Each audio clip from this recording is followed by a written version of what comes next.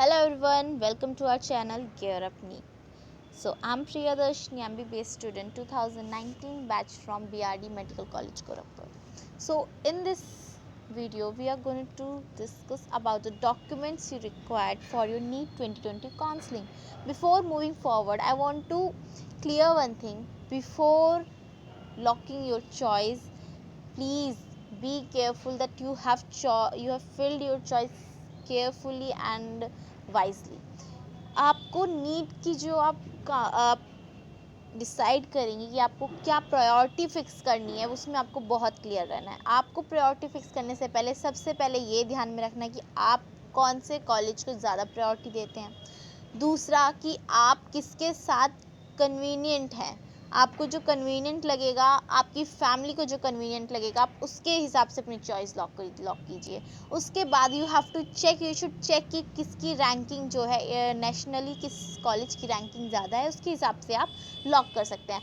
Then आप एक बार अपनी चॉइस लॉक कर देंगे तो आपकी चॉइस फिर चेंज नहीं हो सकती. उसके बाद जब रिज़ल्ट आएगा उसके बाद ही आप नेक्स्ट काउंसलिंग में अपनी चॉइस को दोबारा से फिल कर सकते हैं. तो इसीलिए चॉइस लॉक करने से पहले उसे केयरफुली चेक कर लेना कि आपने सीक्वेंस एक बार आप सेट कर लेते हैं तो उसके बाद आप एक और बार चेक कीजिए कि आपने जो सीक्वेंस आपने सोचा था गलती से आपने ऊपर नीचे तो नहीं कर दिया या फिर कुछ एरर की वजह से तो नहीं हो गया. एक बार दोबारा से चेक करने के बाद तभी आपको अपनी चॉइस लॉक करनी है. उसके बाद जब आपकी प्रोसेसिंग हो जाएगी, आपको रिज़ल्ट आ जाएगा आपका कि आपके काउंसलिंग में अलॉट हुआ या नहीं.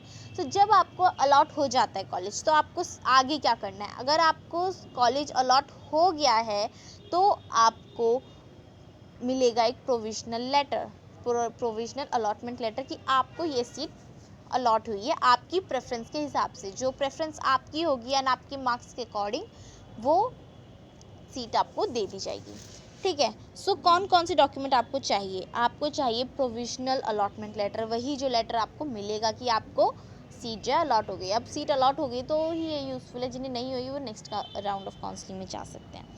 सो प्रोविजनल अलॉटमेंट लेटर की आप 2-3 कॉपीज़ निकलवा लीजिएगा, प्रिंट आउट्स निकलवा लीजिए. ये आपको अपने साथ लेके जानी है. उसके बाद आता है नीट 2020 का एडमिट कार्ड. जब आपने नीट का एग्ज़ाम दिया था सो आपका एक एडमिट कार्ड था जिससे आपका एंट्री हुई थी. वो एडमिट कार्ड ओरिजिनल और उसकी फ़ोटो कॉपीज़ आपको अपने साथ रखनी है. देन उसके बाद आता है नीट का स्कोर कार्ड. वही जो नीट का आपका रिजल्ट है वही आपका स्कोर कार्ड है. तो नीट का स्कोर कार्ड भी आपको ओरिजिनल, देन उसकी फ़ोटो कॉपीज़ रखनी है. मार्कशीट्स आपको 10th एंड 12th की मार्कशीट्स चाहिए, ओरिजिनल लगेंगी. आपको ये पता होना चाहिए कि जब आप MBBS या BDS आप कोर्स करते हैं सो आपको अपनी ओरिजिनल कॉपी सबमिट करनी पड़ती हैं और आपके वो ओरिजिनल डॉक्यूमेंट्स जो हैं जब आप डिग्री ले लेंगे उसके बाद आपको वापस मिल जाते हैं. दिस इज़ बिकॉज ताकि आप इसके साथ कोई और कोर्स ना करें. आप फिक्स कर दिया जाता है कि आप ये कोर्स कर रहे हैं. सो आपको ये अपने ओरिजिनल डॉक्यूमेंट सबमिट करने. तो आपको ओरिजिनल डॉक्यूमेंट्स रखने हैं, साथ में उसकी 3-4-5-6 कॉपीज़ करा लीजिए ताकि आप बाकी जब आप फ्यूचर में आप किसी भी चीज़ के लिए आपको चाहिए होंगी तो आप फिर फ़ोटो कॉपीज़ लगा सकते हैं. उसके बाद आता है आपका डेट ऑफ बर्थ सर्टिफिकेट. जिनके पास नहीं है उसके कॉरेस्पॉन्डिंग वो 10th की मार्कशीट भी चल जाती है. कैरेक्टर सर्टिफिकेट की बात करें तो ये आपको आपके स्कूल से ही मिलेगा. सो अगर आपके स्कूल ने ये डॉक्यूमेंट्स आपको नहीं दिए हैं so go and check and ask them कि हमें ये डॉक्यूमेंट्स चाहिए. तो कैरेक्टर सर्टिफिकेट आपको स्कूल से मिलेगा. ट्रांसफ़र सर्टिफिकेट आपको स्कूल से मिलेगा कि आप उस स्कूल से ट्रांसफ़र करके कोई कोर्स कर सकते हैं, किसी और कॉलेज में जा सकते हैं. उसके बाद आता है माइग्रेशन सर्टिफिकेट. वही कि आप माइग्रेट कर रहे हैं, you have completed your 12th, this certificate will be given by your school only. Passing certificate ये भी आपको अपने स्कूल से ही मिलेगा. देन आपको पासपोर्ट साइज़ फ़ोटोग्राफ होनी चाहिए, कलर्ड होनी चाहिए, प्रॉपर फॉर्मेट में होनी चाहिए जो फॉर्मेट गिवन है.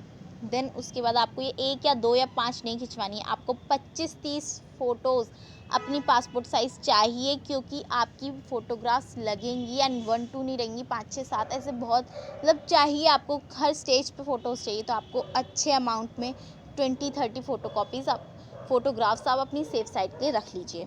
उसके बाद आता है आपका ID प्रूफ. मेजरली बच्चे जो हैं आधार कार्ड लगाते हैं, सबसे से जो 18 अभी 18 प्लस नहीं है सो वो आधार कार्ड लगा सकते हैं। जिनके पास पैन कार्ड है, वोटर आईडी कार्ड है, ड्राइविंग लाइसेंस है, सो वो ये लगा सकते हैं। ये आपके जो आधार कार्ड है ये आपका ओरिजिनल सबमिट नहीं होगा, इसमें सिर्फ आपकी फ़ोटोकॉपी लगी। आईडी प्रूफ जो है सबमिट नहीं होता ओरिजिनल।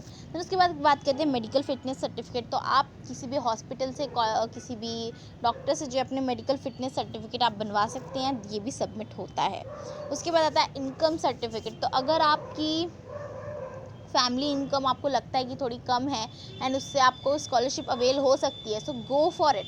आप इनकम सर्टिफिकेट ज़रूर बनवाइए, नहीं है तो ज़रूर बनवाइए एंड सबमिट कीजिए, तो आपको बाद में स्कॉलरशिप में फ़ायदा मिलेगा। उसके बाद आता है domicile certificate. Domicile certificate all India quota में इतना यूज़ नहीं है, इसका यूज़ है स्टेट काउंसलिंग में। स्टेट काउंसलिंग में आपके पास डोमिसाइल सर्टिफिकेट होना चाहिए। इसके कॉरस्पॉन्डिंग अगर नहीं है तो और भी ऑप्शंस प्रोवाइडेड होते हैं, but you should have it. Then उसके बाद आता है category certificates. So category certificates जो हैं, आप एससी से हैं, ओबीसी से हैं, एसटी कैटेगरी से हैं, तो ये सर्टिफिकेट आपको चाहिए। ओबीसी, एससी, एसटी जो जनरल्स हैं उन्हें कैटेगरी सर्टिफिकेट की नीड नहीं होती है। सो एससी ओबीसी सर्टिफिकेट जो है वो 1 साल तक वैलिड होता है, ऐसा कुछ होता है। सो आप एक बार उसे रिन्यू करा लीजिएगा। अगर बहुत पुराना है तो एससी एसटी चल जाता है। उसके बाद आता है आपका गैप ईयर एफिडेविट। तो जिन बच्चों ने गैप ईयर लिया था, so what they have to do, आपको एक लॉयर्स पे जाना है। बस आपको गैप ईयर का एफिडेविट बनवाना है कि आपने जो है ये जो 12th से लेके अब आपका जो एंट्रेंस क्लियर हो गया उसके बीच के फेज़ में आपने कोई कोर्स ज्वाइन नहीं किया है एंड आपने प्रिपरेशन की है, इसके लिए, सो आपको वो गैप ईयर एफिडेविट बनवाना पड़ेगा। सो उसके बाद हम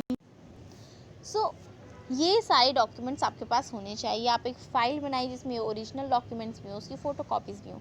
इन डॉक्यूमेंट्स पे ध्यान रखो और काउंसलिंग टाइम पर करो।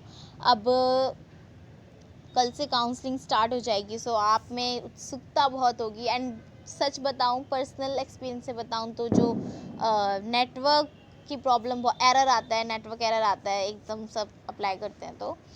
सो टाइम जो गिवन है उसमें फ्लक्चुएशंस होती हैं, रेगुलरली तो होती हैं। अब आपके टाइम पे ना हो सो इट्स योर लक। सो आपको परेशान नहीं होना है, काम रहना है एंड आपको अपने डिसीजंस बहुत वाइजली लेने हैं। इस फेज़ पर आके आपने इतनी मेहनत की है, अब इस फेज़ पे आके कोई आप सिली मिस्टेक मत कर देना कि जिससे बाद में आपको पछताना पड़े।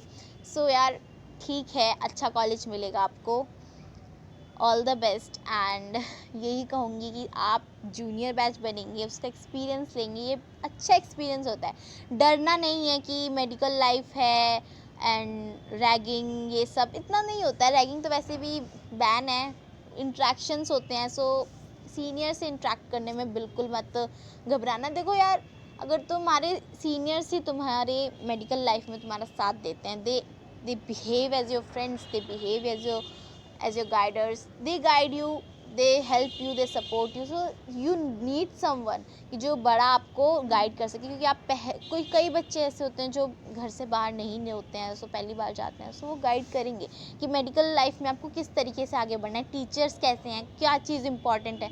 सारे अच्छा रिलेशन बना के रखोगे सीनियर से तो वो भी आपको उतना ही सपोर्ट करेंगे। सो डरना नहीं है, अच्छे से जाना है, अपनी लाइफ इंजॉय करो। अब आप कॉलेज में आओगे, सो फर्स्ट ईयर तो इंजॉय करना ही करना एंड साथ में पढ़ना भी है।